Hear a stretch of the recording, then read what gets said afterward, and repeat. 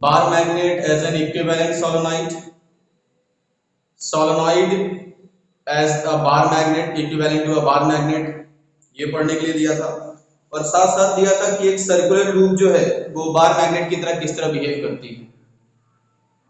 Circular loop behaves like a bar magnet, equivalent to a bar magnet या behaves like a bar magnet, ये आप लोगों को पढ़ने के लिए कहा गया था। उम्मीद करते हैं आप लोग पढ़े होंगे कुछ थोड़ा बहुत। तो कोई एक्सप्लेन करेगा?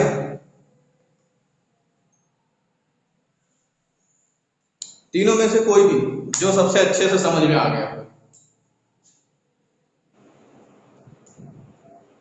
Current loop as a dipole,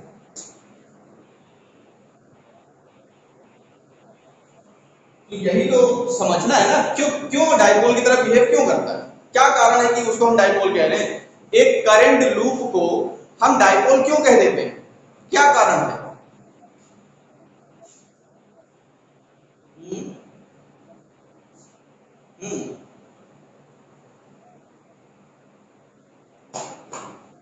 अच्छा,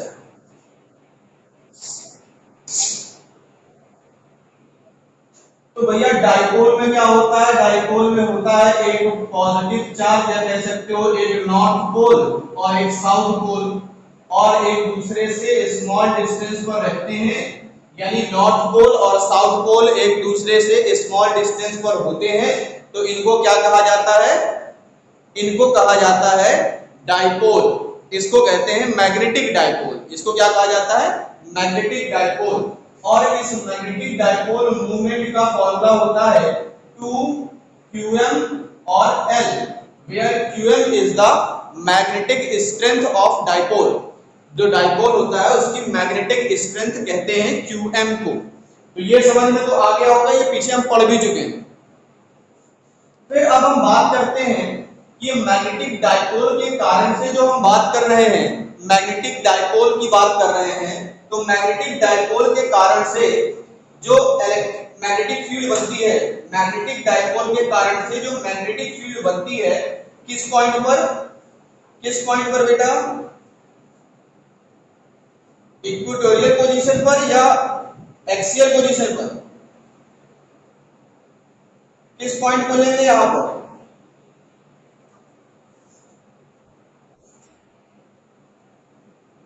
चलिए देखिए, ये क्या है, हमारा सर्कुलर लूप है, ये है एक सर्कुलर लूप।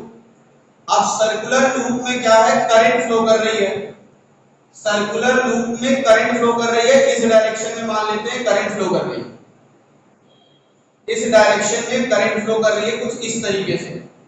मैग्नेटिक ये जो करंट है ये करंट फ्लो कर रही है कुछ इस डायरेक्शन में, ये इसका सेंटर है। हाँ, तो ये एक करंट लूप है, ये लूप किस तरह का है, डाइपोल है।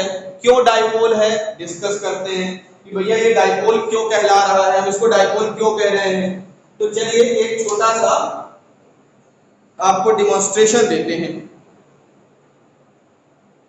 हाँ, ये मान लीजिए एक सर्कुलर लूप है, दिख रहा है सर्कुलर लूप, इसके जैसा, सर्कल जैसा, ये दिखा, इसमें करंट फ्लो कर रही है इस डायरेक्शन में, ऐसे इस डायरेक्शन में करंट फ्लो कर रही है, आपको दिख रहा है, इस डायरेक्शन से हम देख रहे हैं, इस साइड से देख रहे हैं, यहां खड़े होकर के देख रहे हैं, तो हमें करंट ऐसी दिख रही है, सही बात है।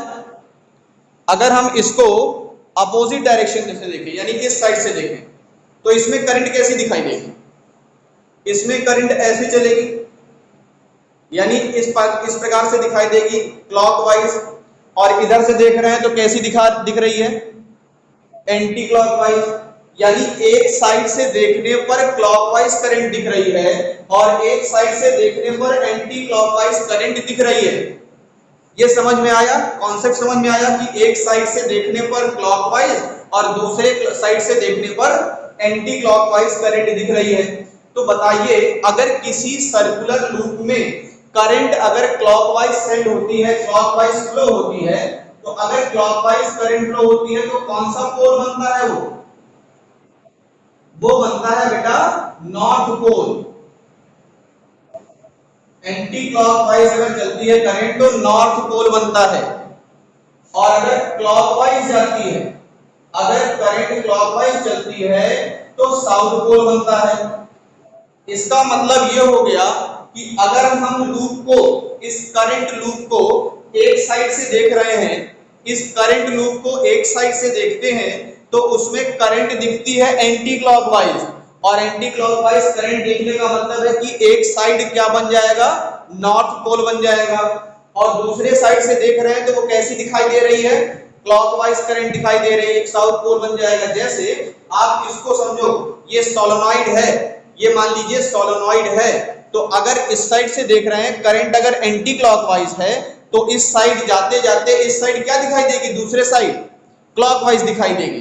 तो यानी ये पोल हो जाएगा हमारा नॉर्थ पोल और ये वाला पोल हो जाएगा साउथ पोल। तो क्योंकि सोलेनॉइड में तो डिस्टेंस ज्यादा हो जाएगी, सोलेनॉइड में डिस्टेंस ज्यादा हो जाएगी, इसलिए हम उसको डाइपोल नहीं कह सकते। लेकिन ये क्या है, ये है करंट लूप। करंट लूप में एक साइड से दूसरे साइड का डिस्टेंस बहुत कम होता है। किसके बराबर होता है, सिर्फ वायर की थिकनेस के बराबर होता है।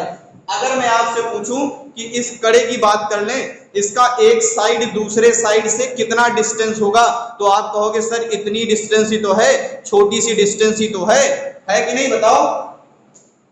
तो अगर एक पोल नॉर्थ पोल है, एक पोल साउथ पोल है और डिस्टेंस बहुत कम है तो वो क्या बिहेव करता है, जस्ट लाइक अ डाइपोल। तो इसका मतलब है कि जो हमारा करंट लूप है वो किसकी तरह बिहेव करेगा, एक मैग्नेटिक डाइपोल की तरह बिहेव करेगा। इतनी बात समझ में आ गई सबको? किसी को कोई प्रॉब्लम तो नहीं है, बताओ, किसी को कोई प्रॉब्लम तो नहीं है? चलो अब आगे देखो, अगर हम बात करते हैं कि सर्कुलर लूप के सेंटर से, सर्कुलर लूप के सेंटर से r डिस्टेंस पर, सर्कुलर लूप के सेंटर से r डिस्टेंस पर मैग्नेटिक फील्ड क्या होती है, सर्कुलर डिस्टेंस के, सर्कुलर लूप के सेंटर से r डिस्टेंस पर, यानी ये लूप है, अगर इस लूप के सेंटर से r डिस्टेंस पर मैग्नेटिक फील्ड का फॉर्मूला हम फाइंड कर चुके हैं, फाइंड किए थे हम लोग मैग्नेटिक फील्ड का फॉर्मूला, बताओ, फाइंड किए थे ना, सेंटर से मैग्नेटिक, अगर कोई सर्कुलर लूप है तो सर्कुलर लूप के सेंटर से r डिस्टेंस पर मैग्नेटिक फील्ड की वैल्यू हम लोग सॉल्व कर चुके हैं, जिसे हम कहते हैं एक्सियल पोजीशन। और ये देखा जाए तो एक्सियल पोजीशन बनेगी मैग्नेटिक डाइपोल की। तो मैग्नेटिक डाइपोल के कारण से जो एक्सियल पोजीशन पर मैग्नेटिक फील्ड होती है उसका फॉर्मूला क्या होता है, मैग्नेटिक डाइपोल के कारण से एक्सियल पोजीशन पर मैग्नेटिक फील्ड का फॉर्मूला होता है म्यू नॉट अपॉन 4 पाई m upon r cube, 2m upon r cube. Axial position पर मैग्नेटिक फील्ड का फॉर्मूला, सॉरी एक्सियल पोजीशन पर किसके कारण से, एक डाइपोल के कारण से एक्सियल पोजीशन पर मैग्नेटिक फील्ड का फॉर्मूला ये होता है। और एक करंट लूप के, ये जो करंट लूप है, इस करंट लूप के सेंटर से r डिस्टेंस पर मैग्नेटिक फील्ड का फॉर्मूला क्या होता है बेटा, तो उसको भी देखा जाए तो ये एक्सियल के जैसा ही तो बन रहा है, एक्सियल पोजीशन पर ही तो है। तो एक्सियल पोजीशन पर मैग्नेटिक फील्ड का फॉर्मूला क्या होता है, मैग्नेटिक फील्ड का फॉर्मूला होता है mu naught I a square divided by I a square divided by 2 pi 2 r cube होता है, 2 पाई नहीं, 2 r क्यूब, 2 r क्यूब, ये फॉर्मूला होता है बेटा। होता है कि नहीं होता, बताओ। यही तो फॉर्मूला होता था जब हम लोगों ने फाइंड किया था, बताइए ये किसका फॉर्मूला था, ये था सेंटर से r डिस्टेंस पर कोई मैग्नेटिक लूप है, कोई सॉरी करंट लूप है, किसी करंट लूप के सेंटर से r डिस्टेंस पर, तो कुछ इसी तरीके से तो हो रहा है, ये डाइपोल है, डाइपोल से r डिस्टेंस पर यानी एक्सियल पोजीशन पर, इसका मतलब ये वाली और ये वाली वैल्यू सेम होनी चाहिए। तो चलिए इसको करते क्या है, 2 पाई से ऊपर नीचे मल्टीप्लाई कर देते हैं।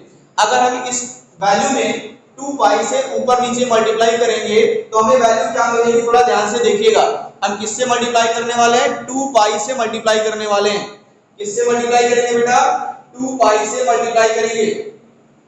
तो चलिए 2 पाई से जो मल्टीप्लाई करते हैं तो क्या मिल जाएगा, mu naught into 2 pi I A square divided by ये बन जाएगा 4 पाई आर क्यूब। अब थोड़ा सा इसको एक साथ लिखते हैं तो मिल जाएगा mu naught upon 4 pi multiply by ये 2 पाई ए स्क्वायर। अगर इसकी रेडियस ए है, इसकी रेडियस ए है, इस सर्कुलर लूप की रेडियस ए होगी तो इसका एरिया क्या होगा, एरिया का फॉर्मूला होता है पाई आर स्क्वायर और यहाँ पर रेडियस क्या है, ए है, तो क्या हो जाएगा पाई आर स्क्वायर किसके बराबर हो जाएगा, एरिया के बराबर हो जाएगा। पाई ए स्क्वायर एरिया के बराबर हो जाएगा, यानी 2 आई और एरिया का मतलब ए अपॉन आर क्यूब। यही तो वैल्यू मिलेगी, बताइए यही तो वैल्यू मिलेगी। अगर हम इसको और इसको कंपेयर करें, यानी ये वाली वैल्यू और ये वाली वैल्यू तो सेम है ना, क्योंकि एक्सियल पोजीशन का फॉर्मूला ये होता है और एक्सियल पोजीशन का फॉर्मूला ये भी है, तो यानी ये दोनों वैल्यू तो सेम वैल्यू है। इसका मतलब हम कंपेयर कर सकते हैं। इसका मतलब ये हो गया कि म्यू नॉट अपॉन 4 पाई की जगह पर देखो mu naught upon 4 pi, r cube की जगह पर आर क्यूब, 2 की जगह पर 2, बस m की जगह पर क्या आ गया I इंटू ए, यानी m क्या है, मैग्नेटिक डाइपोल मोमेंट का फॉर्मूला आ गया। किसके लिए, एक करंट लूप के लिए। अगर कोई करंट लूप होगा तो करंट लूप के मैग्नेटिक डाइपोल का फॉर्मूला क्या होगा, मैग्नेटिक डाइपोल मोमेंट का फॉर्मूला होगा I इंटू ए, यानी करंट इंटू एरिया। अब इसकी यूनिट की बात कर लो तो यूनिट बड़ा आसानी से आप निकाल लोगे। यूनिट क्या होगी बेटा, तो करंट की यूनिट होती है एम्पियर और एरिया की यूनिट क्या होती है मीटर स्क्वायर। तो यूनिट क्या हो गई, एम्पियर मीटर स्क्वायर। अपॉन में नहीं आएगा बेटा, ampere metre square is the unit of magnetic dipole moment. समझ में आया, बोलो समझ में आया ना। इसको रफ कर दें, अब अगला टॉपिक समझाएं। स्क्रीनशॉट ले लीजिए जल्दी से। चलिए अगला टॉपिक ये है कि magnetic dipole movement of a revolving electron. Magnetic dipole movement of a revolving electron. अगर कोई इलेक्ट्रॉन रिवॉल्व कर रहा होगा किस पाथ में, सर्कुलर पाथ में कोई इलेक्ट्रॉन अगर घूम रहा है, अगर कोई इलेक्ट्रॉन सर्कुलर पाथ में घूम रहा है तो उसका मैग्नेटिक डाइपोल मोमेंट कितना होगा और कैसे आप फाइंड करेंगे। तो भैया ये है इलेक्ट्रॉन रिवॉल्विंग। अगर इलेक्ट्रॉन रिवॉल्व कर रहा होगा तो उसका मैग्नेटिक डाइपोल मोमेंट आप कैसे फाइंड करोगे। तो अगर मान लेते हैं कि ये इलेक्ट्रॉन मूव कर रहा है, ये इलेक्ट्रॉन मान लेते हैं छोटा सा इलेक्ट्रॉन है और किस डायरेक्शन में ऐसे मूव कर रहा है, तो बताइए अगर इलेक्ट्रॉन को हम चार्ज मान लें, इलेक्ट्रॉन एक चार्ज होता भी है, अगर एक चार्ज कंटिन्यूअस मूव करता है, अगर कंटिन्यूअस एक चार्ज मूव करता है तो rate of flow of charge को क्या कहते हैं, rate of flow of charge को क्या कहते हैं, करंट कहते हैं। यानी current is equals to charge upon time. यही तो बताया गया था, I is equals to Q upon T। I is equals to Q upon T, यानी चार्ज अपॉन टाइम। तो चार्ज कितना है, इलेक्ट्रॉन के बराबर, E लिख लेते हैं, इलेक्ट्रॉन के बराबर चार्ज है। और टाइम कितना लगेगा, एक कंप्लीट रेवोल्यूशन करने में जो टाइम लगता है उसको टाइम पीरियड कहते हैं।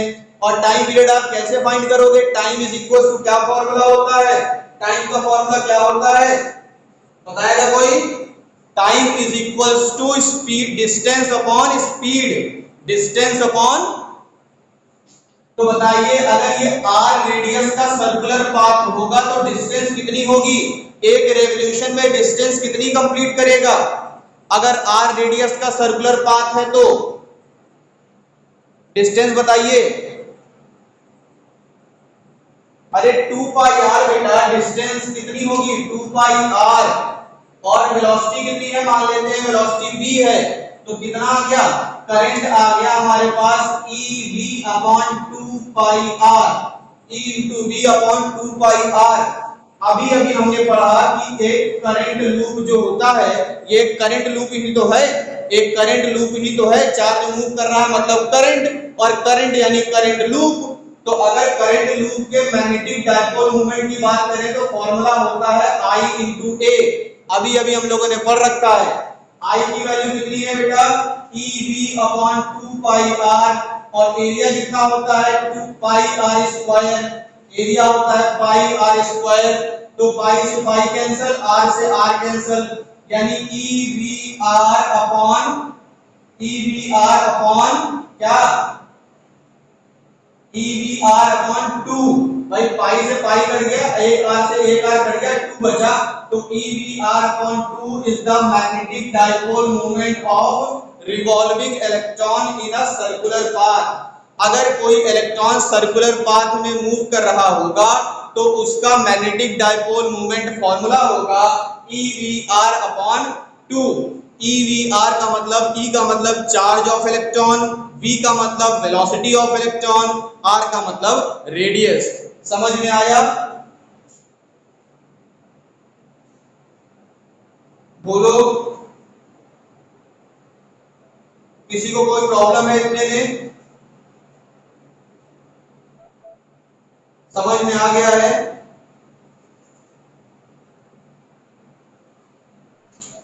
तो चलिए कल हम लोग पढ़ेंगे, और कल आप लोग पढ़ के भी रखिएगा जो मैंने कहा है आज से, solenoid as a equivalent bar magnet, इसका डेरिवेशन आप लोग पढ़ करके रखिएगा। वैसे कल मैं बताऊंगा इसका डेरिवेशन, आपको समझाने की कोशिश भी करूंगा, क्योंकि आप, मुझे लगता है कि आप लोग पढ़ लोगे, और पढ़ लोगे तो समझ में अच्छे से आ जाएगा, इसलिए मैंने कहा है पढ़ने के लिए। उसको पढ़ लीजिएगा। मैग्नेटिक डायपोल मोमेंट, सोलेनॉइड जो है वो किसकी तरह बिहेव करता है, बार मैग्नेट की तरह बिहेव करता है, ये आपको पढ़ करके रखना है। इसके बाद कल मैं आपको अर्थ मैग्नेटिज्म पढ़ाऊंगा, कल से अर्थ मैग्नेटिज्म का टॉपिक चलेगा। इतना टॉपिक ये था, इससे पहले मैग्नेटिज्म के बारे में हम लोगों ने थोड़ा बहुत पढ़ लिया है। अब कल से हम लोग पढ़ेंगे अर्थ मैग्नेटिज्म के बारे में, अर्थ के मैग्नेटिज्म के बारे में कल से पढ़ेंगे, ठीक है? फिलहाल solenoid as a bar magnet ये आप लोग पढ़ लीजिएगा, कल मैं इसका डेरिवेशन समझाऊंगा तो आपको आसानी से समझ में आ जाएगा। नहीं पढ़ेंगे, नहीं समझ में आएगा, आप लोग झेलेंगे। पढ़ लीजिएगा, नहीं पढ़ोगे तो फिर दिक्कत में क्रिएट करेगा। ये डेरिवेशन थोड़ा सा टफ भी है, समझ में कम आता है, क्योंकि कॉन्सेप्ट्स कुछ आपको ध्यान में रखने पड़ेंगे, इसलिए आप देख करके आएंगे तो आपके लिए बेटर रहेगा, ठीक है? तो टाइम भी हो रहा है, आज की क्लास ओवर कर रहे हैं अब, ठीक है?